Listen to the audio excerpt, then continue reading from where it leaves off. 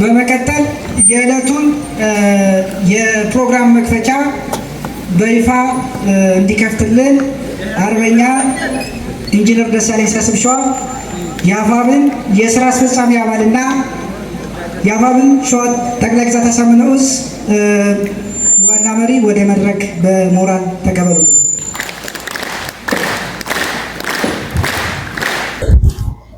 መልካም።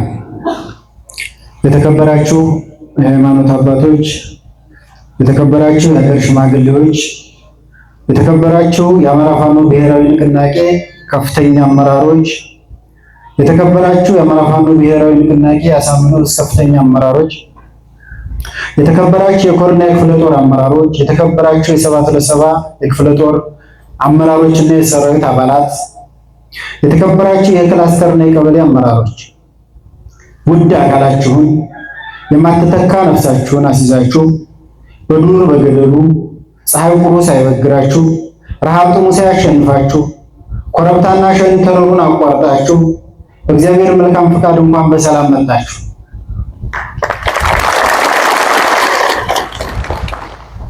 የግፎች ሁሉ መሞከሪያ የሆነ የአማራ ሕዝብ ላለፉት 5 ዓመታት ማዕከላዊ በሆነ መልኩና ህገ መንግስታዊ ድጋፍ እየተደረገበት የዘር ማጽዳት፣ ማጥፋትና ማሳደድ የገዢው መደብ የመደበኛ ስራው የእቅዱ አካልና ተግባር ሆኖ አሳይቶናል።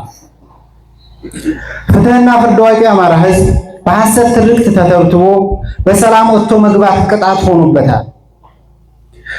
ከሰራት ሀገሩ ላይ በግፍ ተፈናቀለ፣ በዶዘር ተቀበረ፣ በጅምላ ተረሸነ የሚለው የዕለት ተዕለት ዜናው መሆኑን ሲረዳ ያለ ፈጣሪውና ያለ ክንዱ መዳኛ እንደሌለው አውቆ ከዛሬ 3 ዓመታት ገደማ በፊት ለህልውናው ተጋድሎ ተማምሎ አገዛዙን በይፋ ገጠሙ።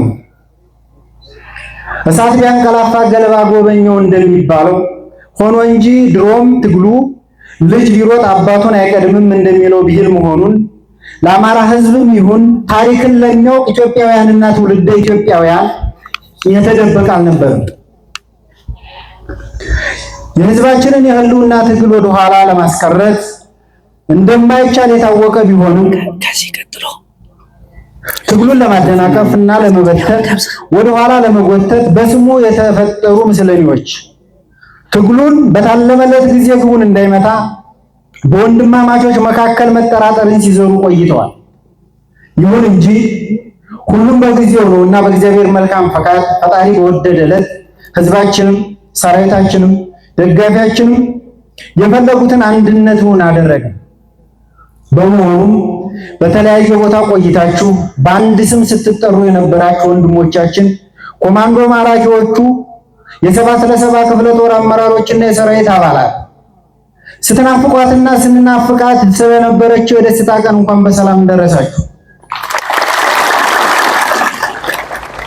እንኳን ደስ አላችሁ እያልኩ የአማራን ሕዝብ ለማጥፋት የሚመኙትን ሁሉ መከላከልን ይሁን ማጥቃት የሚቻለው በአንድነት ብቻ መሆኑን ከዚህ አንድነታችን በኋላ ያገኘነው ድል ጉልህ ማሳያ ነው። ስለሆነም በፍጹም ከጎጠኝነትና ከመንደርተኝነት ብሎም ከቡድነኝነት በጸዳ መልኩ እንዳንድ ልብ መካሪ እንዳንድ ቃል ተናጋሪ ሆናችሁ ድርጅታችን የሚያወርደውን ተልዕኮ ያለምንም መሸራረፍ እንድትፈጽሙና ለቀጣይ ግዳጅ ዝግጁ እንድትሆኑ እናሳስባለን። ህልውናችን በተባበረ ክንዳችን። ክብር ለትግሉ ሰማዕታት። አመሰግናለሁ።